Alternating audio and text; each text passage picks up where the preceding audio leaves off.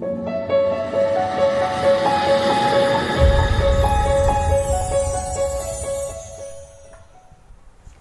guys, selamat datang lagi di Cerita Maya bersama saya Maya Anantia. Untuk hari ini kita akan bahas tentang serial killer atau kita sebut temanya yaitu Mysterious Story. Ya, untuk hari ini video pertama tentang serial killer aku akan bahas tentang seorang serial killer yang paling fenomenal, yang paling kontroversial dan yang paling mematikan yang ada di Amerika. Namanya adalah Jeffrey Dahmer.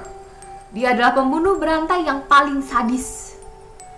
Untuk kalian yang belum pernah dengar ceritanya, selamat menyimak. Tapi sebelum kita mulai videonya, aku minta tolong like-nya dan komennya dan juga subscribe-nya dan nyalakan bel notifikasi biar kalian gak ketinggalan setiap aku upload cerita baru. Oke, kita langsung lanjut di pembacaan ceritanya. Pada tanggal 27 Mei 1991, polisi di daerah Milwaukee menanggapi panggilan yang aneh. 3 wanita telah menelpon 911 dengan seorang anak laki-laki yang menangis tanpa menggunakan baju dan bingung dan juga berdarah di sampingnya. Ketika polisi datang, wanita itu histeris. Jadi nggak cuma satu wanita, 3 wanita itu semuanya histeris, memberitahu bahwa bocah itu telah terluka. Akan tetapi polisi tersebut meminta 3 wanita itu tutup mulut dari perselisihan lokal yang ada.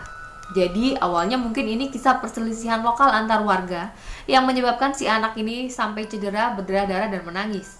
Cuman ketika polisi datang, polisinya minta supaya 3 wanita ini tutup mulut dan minta supaya 3 wanita ini mengizinkan anak laki-laki itu dibawa oleh polisinya gitu. Nah, 3 wanita ini tuh ngasih aja gitu anak ini ke polisi tersebut. Mungkin 3 wanita ini berpikir bahwa oh mungkin si anak mau diinterogasi atau mau dibawa ke rehab medik atau pemulihan untuk dicek traumanya segala macam gitu ya. Namun pada kenyataannya 2 bulan kemudian anak laki-laki 14 tahun itu dibunuh oleh Jeffrey alias pria yang membawanya. Jadi Jeffrey ini adalah seorang polisi. Jeffrey yang berusia 31 tahun itu dituduh membunuh anak laki-laki tersebut dan 16 korban lainnya. Setelah mereka dibius, dibunuh, dimutilasi, dan kadang-kadang korban itu dimakan. Gila nggak? Si Jeffrey ini kanibal guys. Jeffrey menyadari bahwa dirinya ini gay. Dan ketika dia menginjak remaja, fantasi seksualnya itu makin lama makin nggak normal. Dia mulai berfantasi, dia rasanya tuh ingin memperkosa orang yang dia lihat. Dan dia rasanya tuh ingin mendominasi orang lain gitu loh. Jadi emang psikopat, emang dari remaja. Nah, ketika ia nggak mampu mengendalikan pemikiran liarnya, fantasinya kemudian menjadi kenyataan. 3 minggu setelah lulus SMA, dia mulai membunuh. Awalnya ketika Jeffrey ini sedang sendirian di rumah, karena kedua orang tua Jeffrey ini bercerai guys. Kebetulan saat itu dia sedang di rumah sendirian, dia mengundang teman-temannya untuk datang untuk pesta minum-minum. Namun ketika salah satu temannya itu bilang mau pamit, mau pulang, si Jeffrey ini marah. Dan kemudian dia memukul temannya itu, kemudian mencekik juga temannya itu sampai temannya itu tewas. Gak sampai di situ guys, setelah dia lihat temannya itu tewas, dia kemudian menyetubuhi mayat temannya itu dan memutilasinya. Tidak lama Jeffrey putus sekolah. Dan ketika dia mendaftar di Angkatan Darat Amerika Serikat, dia pun dikeluarkan karena dia kecanduan alkohol yang sangat parah. Jadi hidupnya tuh benar-benar berantakan banget gara-gara fantasinya yang tidak terobati dengan baik.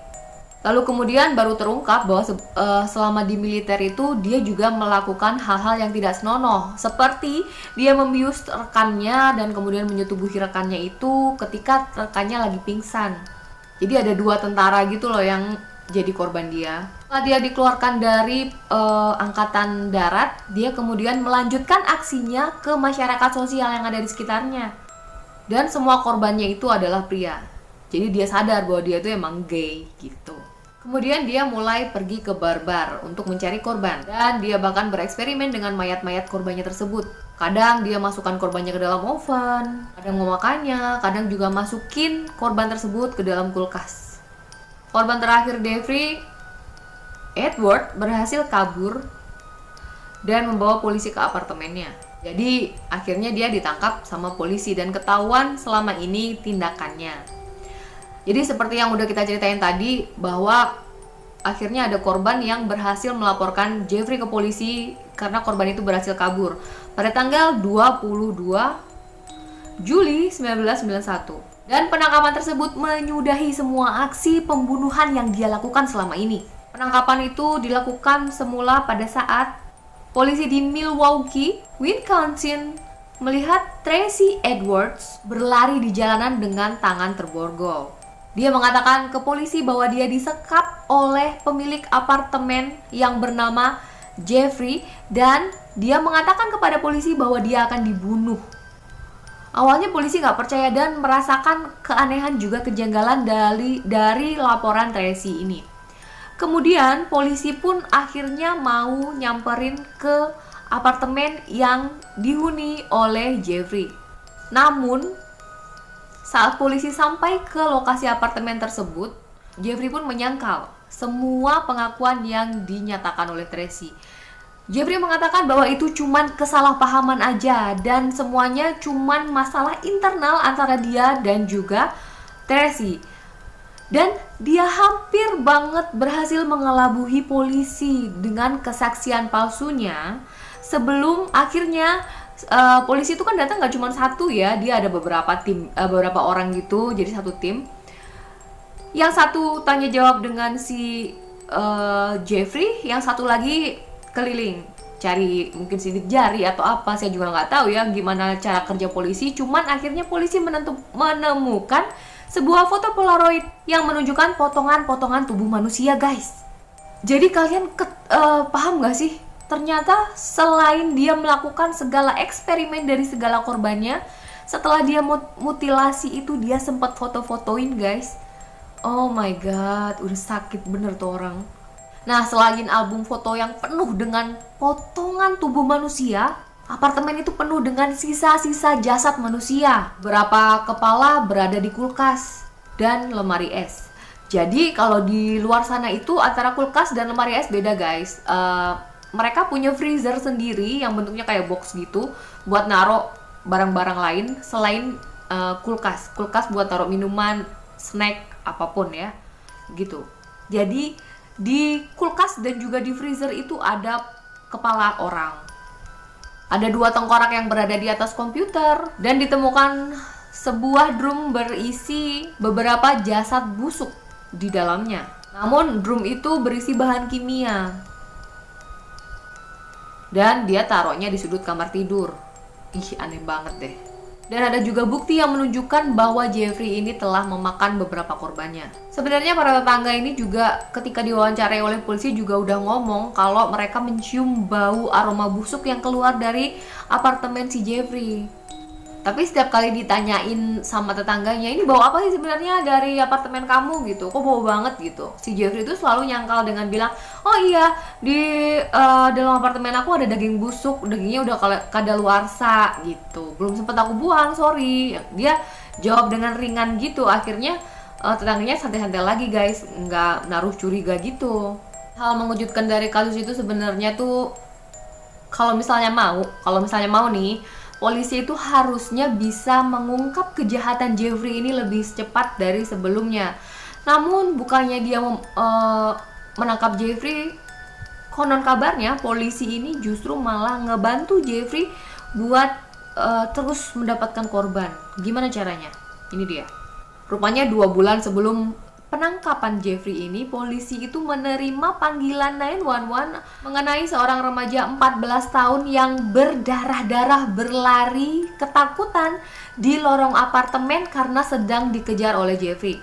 Petugas yang menerima panggilan itu udah datang, guys, udah nemuin si anak 14 tahun ini dan juga Jeffrey. Tapi lagi-lagi karena Jeffrey ini pintar banget mulutnya ya, dia berhasil meyakinkan polisi bahwa ini cuma masalah domestik aja. Jadi pertengkaran antara dia dan si anak 14 tahun ini. Akhirnya anak 14 tahun ini dikembalikan ke Jeffrey. Dan tentu saja seperti yang sudah kita kira semuanya, anak itu pasti dibunuh sama Jeffrey.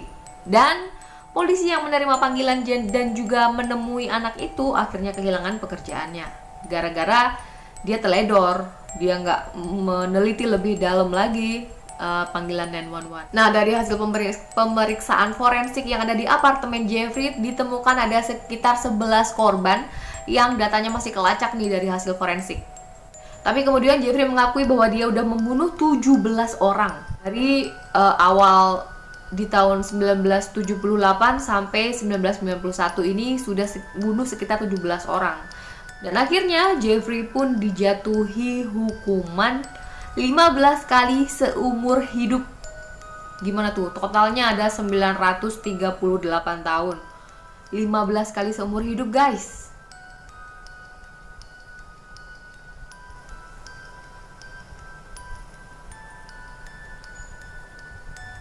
Dan ketika ada di dalam penjara, Jeffrey itu berkali-kali berusaha untuk bunuh diri. Mungkin dia frustasi dan juga depresi. Dan dia sempat mengatakan bahwa dia menyesali perbuatannya. Dia merasa tidak berguna dan dia berusaha untuk membunuh dirinya. Bukan buat lari dari hukuman, tapi dia katanya merasa menyesal, katanya. Hingga pada tanggal 28 November 1994, seorang narapidana atau teman sekamarnya ini memukul kepala Jeffrey dengan logam. Lokasinya di kamar mandi penjara. Jadi kayaknya si Jeffrey ini nyuruh temennya ini buat mukul kepala dia pakai logam hingga dia cedera kepala berat dan kemudian dia mati. Dan menurut pengakuan kepolisian, ketika dia dipukuli kepalanya pakai logam itu, Jeffrey pun tidak mengeluarkan suara, tidak melawan, tidak mengeluarkan suara. Jadi dia udah kayak pasrah gitu, kayak menyerah dan menerima nasibnya gitu. Mungkin dia stres juga kali ya. Kalau seorang psikopat itu nggak bisa melakukan hal yang dia inginkan tuh, dia pasti bakal stres.